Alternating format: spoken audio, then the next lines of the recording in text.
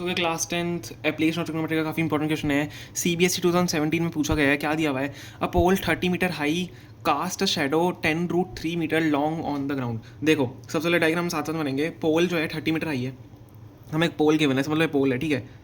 पोल को ऐसे बना लेते हैं इस टाइप से थोड़ा। अब क्या दिया हुआ है? 30 मीटर हाई है, ठीक है।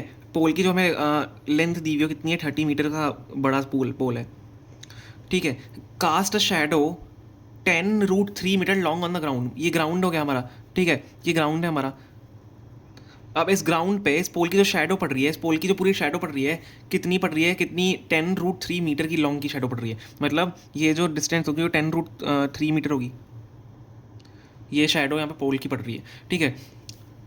What is the elevation of the sun? Elevation of the sun, अब बच्चे बहुत ज़्यादा कंफ्यूज हो जाते हैं कि एलिवेशन ऑफ सन कैसे, मतलब अगर देखो यहाँ पे ऑब्वियसली अगर शेडो पड़ रही है तो इसका मतलब यहाँ पे कहीं पे सन होगा, ठीक है, यहाँ पे कहीं पे सन होगा। हमें क्या निकालना है? एलिवेशन सन का निकालना है। मतलब हमें ये डिस्टेंस निकालनी है, हमें ये एंगल निकालना है। ये मतलब सन का एंगल कितना है कि इतनी बड़ी शेडो पड़ रही है। अगर सन नीचे होगा तो शेडो क्या होगी? और लंबी हो जाएगी। सन ऊपर जाता जाएगा, शेडो से छोटी होती जाएगी। आपको समझ रहे हो ना? रियल लाइफ एग्जाम्पल से समझो उसको। तो एलिवेशन ऑफ सन निकालना है, मतलब हमें थीटा निकालना है, हमें एंगल निकालना है। तो इस ट्राइंगल को नाम दे देते हैं ABC, ठीक है। अब इस ट्राइंगल में हम क्या करेंगे? देखो हमें सबसे पहले सारी चीज़ लिखनी पड़ती है। हमने क्या क्या लेट किया है? लेट AB जो हमारा होगा बी द पोल, ठीक है। लेट AB बी द पोल हम लेट कर रहे हैं। और हम क्या करेंगे? और BC B its shadow. BC जो है इसकी शेडो है, बी इट्स शेडो, पोल की शेडो है, ठीक है। Let the angle of the elevation of the sun, हम क्या करेंगे? क्योंकि एलिवेशन ऑफ द सन निकाल रहे हैं, एंगल ऑफ द एलिवेशन क्या लेट करेंगे? थीटा।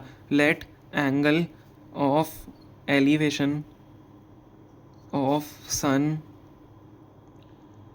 ठीक है, sun be theta.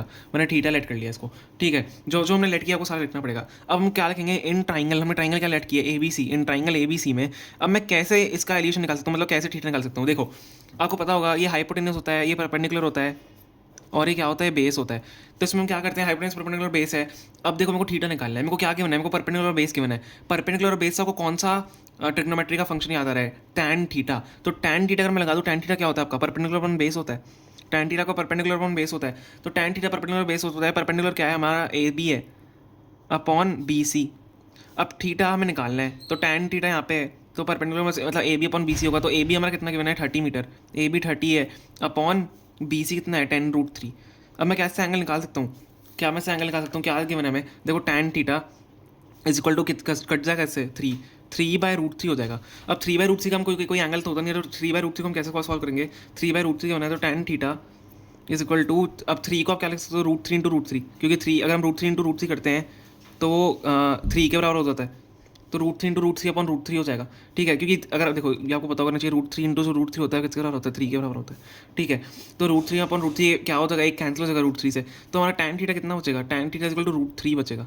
Tan theta √3 हो जाएगा। हमें क्या निकालना है? हमें थीटा ही तो निकालना है। तो टैन थीटा √3 हो जाता है। थीटा कब √3 होता है? टैन थीटा कब √3 होता है? टैन थीटा कब √3 होता है? टैन 60 डिग्री पे, टैन 60 डिग्री पे। तो हमारा आंसर क्या हो जाएगा? ये टैन से टैन कट जाएगा, थीटा इक्वल टू इतना आ गया 60 डिग्री। तो यही हमारा आंसर है, मतलब सन का एलिवेशन जो होगा वो 60 डिग्री होगा। आई होप आपको समझ में आ गया होगा। काफ़ी इंपॉर्टेंट क्वेश्चन है, काफ़ी इजी भी है क्वेश्चन। अगर आप लोग को समझ में आ गया, मेनली आपको क्या करना है कि ये सबसे पहले लेट वाली चीज़ लिखनी है, देन आप अपना क्वेश्चन सॉल्व करना स्टार्ट करोगे। आपको देखना है कि मेरे को क्या क्या गिवन है, उससे आप लगाओगे। जैसे साइन थीटा लगा सकते थे अगर वो हाइपोटेनस और बेस गिवन होता, sorry perpendicular upon hypotenuse given होता, ठीक है। समझ में आ गया? इस टाइप से आपको करना पड़ेगा। काफ़ी इजी क्वेश्चन था। Okay, thank you so much for